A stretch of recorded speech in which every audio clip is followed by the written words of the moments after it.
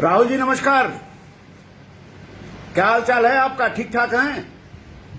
फिर आपने खुराफात कर दिया। मैं बार बार आपसे निवेदन कर रहा हूं कि शब्दों पर नियंत्रण रखें, भाषा को नियंत्रित करें। देश के प्रधानमंत्री बनने का ख्वाब आपको है, भाषा आपको पता ही नहीं है। ये कौन आदमी है जो आपको उटपटांग बातें लिख करके देता है? ये तो समझ ही नहीं। बार बार कह रहा हूं कि उनको दूर करिए। देश का प्रधानमंत्री बनने वाला व्यक्ति अपने भाषा पर नियंत्रण नहीं रखेगा तो देश का नेतृत्व कैसे संभालेगा? मैं तो आपका सबसे बड़ा फैन हूं, ये आप जान जाइए।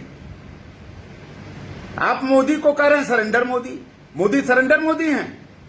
कहां सरेंडर किया उन्होंने? कहीं तो सरेंडर नहीं किया। सरेंडर तो आपने किया है। 2014 में सरेंडर किया, 2019 में सरेंडर किया, 1962 में सरेंडर किया। लगातार सरेंडर की प्रक्रिया आपकी चलती है और आप सरेंडर मोदी बोल रहे हैं। मैं आपको यह नहीं कह रहा हूं कि आप जो है चीनी गांधी हैं, मैं नहीं कह रहा हूं। मैं आपको ये भी नहीं कह रहा कि आप गद्दार गांधी हैं, मैं नहीं कह रहा हूं। मैं आपको ये नहीं कह रहा हूं कि आप लफंडूस गांधी हैं, ये मैं नहीं कह रहा हूं। मैं आपको ये नहीं कह रहा हूं कि आप पप्पू गांधी हैं, मैं भी नहीं कह रहा हूं। लोग कह रहे हैं और ये आपको अच्छा लगता है। ये आपको अच्छा लगता है कि आपको कोई गद्दार गांधी कहे, आपको कोई चीनी गांधी कहे, आपको कोई लफंडूस गांधी कहे, आपको कोई पप्पू गांधी कहे, ये आपको अच्छा लगता है। और देश का प्रधानमंत्री बनने का ख्वाब आप देख रहे हैं। गजब आदमी है आप। मैंने तो बार बार आपसे कहा कि आपको राजनीति नहीं आती। कम से कम 10 बार आपको कहा कि राजनीति आपको एकदम नहीं आती। ककहरा भी राजनीति का आप नहीं जानते, लेकिन राजनीति सीखिए। देश चलाना है तो राजनीति को सीखना चाहिए आपको। प्रधानमंत्री नरेंद्र मोदी केवल व्यक्ति नहीं है। प्रधानमंत्री नरेंद्र मोदी भारत की अस्मिता के प्रतीक हैं। प्रधानमंत्री नरेंद्र मोदी 130 करोड़ जनता के द्वारा चुने जाने के बाद प्रधानमंत्री बने। ये तो आपको पता ही है। संसद के सर्वोच्च नेता हैं। भारत राष्ट्र के वे संविधान के संरक्षक हैं, कार्यपालिका के प्रमुख हैं, और आप उनको गाली दे रहे हैं। उनको सरेंडर मतलब भारत सरेंडर कर रहा है। आपका कहने का मतलब यह है कि भारत सरेंडर कर रहा है, तो भारत को आप सरेंडरवादी बता रहे हैं। कौन सी चीन की भाषा बोल रहे हैं? चीन ने आपको क्या किया?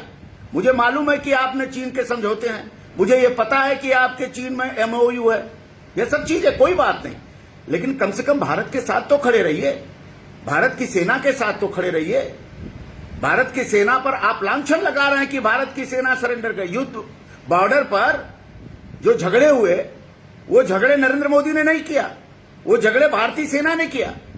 भारतीय सेना और चीनी सेना के बीच में झड़प हुई, तो सरेंडर किसको करने को कर रहे हैं? मोदी को। सरेंडर तो भारतीय सेना करेगी, या जीतेगी या हारेगी। तो आप भारतीय सेना पर लांछन लगा रहे हैं। वही भारतीय सेना है जिसने आपकी इंदिरा जी की अगुवाई में पाकिस्तान के 2 टुकड़े कर दिए थे। वही भारतीय सेना है।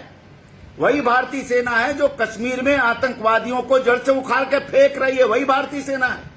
वही भारतीय सेना है जो आपके परदाता पंडित जवाहरलाल नेहरू को 1962 में अंतिम समय में लाज बचाने का काम किया था। वही भारतीय सेना है। अब 1962 की भारतीय सेना, 2020 की भारतीय सेना में बहुत अंतर है, ये जान जाइए। और दूसरी बात यह कि आपको सरकार क्यों सब चीज बताए? आप विपक्ष के नेता भी नहीं है। आपकी पार्टी उस लायक नहीं कि संसद में विपक्ष का नेता हासिल कर सके, और आप सब जानना चाहते। आपको ये समझ में आ रहा है? नहीं समझ में आ रहा है। राहुल जी, देश की राजनीति बदल चुकी है। देश राष्ट्रवाद के वर्ज पर खड़ा है। राष्ट्र के खिलाफ जो बोलेगा उसका सफाया होगा, ये भी देश की जनता बता रही है। पुलवामा कांड में आपने देखा था। आप जितने नरेंद्र मोदी को गाली देंगे उतना ही नरेंद्र मोदी मजबूत होंगे, ये देश ने बता भी दिया है। फिर भी आपको समझ नहीं आया। आपने कभी चोर कह दिया, कभी नपुंसक कह दिया, कभी सरेंडर गांधी कह दिया। आप तो खुद सरेंडर गांधी हैं, लगातार सरेंडर कर रहे हैं। और देश के 140 वर्ष पुरानी कांग्रेस को नष्ट करने पर आप तुले हुए हैं। मैं सोनिया माता जी से निवेदन करना चाहता हूं कि कृपा करके अगर कांग्रेस को जीवित रखना है तो कोई दूसरा नेता तलाश करें। ये राहुल गांधी के बस की कांग्रेस नहीं है। हम लोगों को बहुत कष्ट है, हम उनके संसदीय क्षेत्र के लोग हैं। आपने उनको सरेंडर करने की, सरेंडर मोदी की बात की, तो इसका मतलब उनका पूरा संसदीय क्षेत्र सरेंडर कर गया। बनारसी सरेंडर नहीं करता, बनारसी लड़ता है, बनारसी भिड़ता है। और बनारस ने 2 बार 2014, 2019 में आपको पटकनी दी है कि जमानत भी जब्त हो गई आपकी। इसलिए मेरा फिर निवेदन है आपसे, राहुल जी, फिर निवेदन है, हाथ जोड़ के निवेदन है कि भाषा पर नियंत्रण रखें, भाषा पर नियंत्रण रखें। कौन सा झगड़ा है नरेंद्र मोदी से आपका? आपको नरेंद्र मोदी ने कभी गाली दी क्या? आपको नरेंद्र मोदी ने कोई अपशब्द बोला क्या? संसद में आप उनके गले पड़ते हैं, आप बाहर निकल के गाली देते हैं। कौन सा दोगलापन है? ये दोहरापन ठीक नहीं है देश के लिए ना।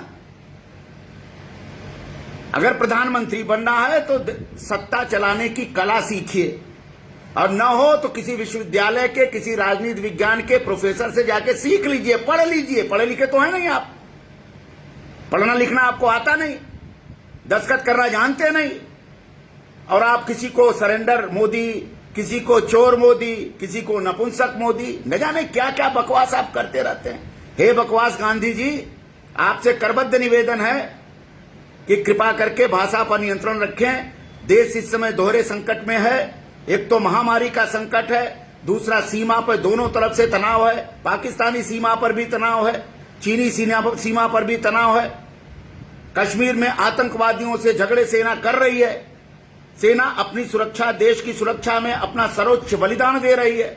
परिवार का परिवार देश के लिए बलिदान हो रहा है, और आप देश की सेना के बलिदान पर आपकी थोड़ी सी भी दृष्टि नहीं है। आपने एक बार भी, राहुल जी, एक बार भी आपने भारतीय सेना के बहादुर जाबाज बलिदानियों की प्रशंसा नहीं की है। यह पूरा देश आपको देख रहा है। एक बार तो मुंह खोल दीजिए कि जो जिस मां का बेटा भारत माता के चरणों में कुर्बान हो रहा है, जिस बहन का भाई भारत माता के चरणों में कुर्बान हो रहा है, उसकी पीड़ा को भी तो समझिए राहुल जी। इससे सत्ता आपको नहीं मिलेगी। लिख लीजिए, आप एकदम लिख लीजिए कि 2024 में 2019 से भी बुरी गति आपकी होनी है। और उत्तर प्रदेश में जिस योगी सरकार को आप घेरने का प्रयास कर रहे हैं, निश्चित मान लीजिए कि अगले विधानसभा उत्तर प्रदेश चुनाव में योगी जी की अगुवाई में उनकी पार्टी फिर 2/3 बहुमत प्राप्त करेगी। यह मैं आपसे निवेदन पूर्वक कह रहा हूं। इसलिए अगर आपको सरवाइव करना है तो भाषा पर नियंत्रण रखें, यही कहना मुझे था, और यही मैं करके बनारस से मैं आपको यह संदेश देना चाहता हूं। बहुत बहुत धन्यवाद। जय हिंद, जय भारत।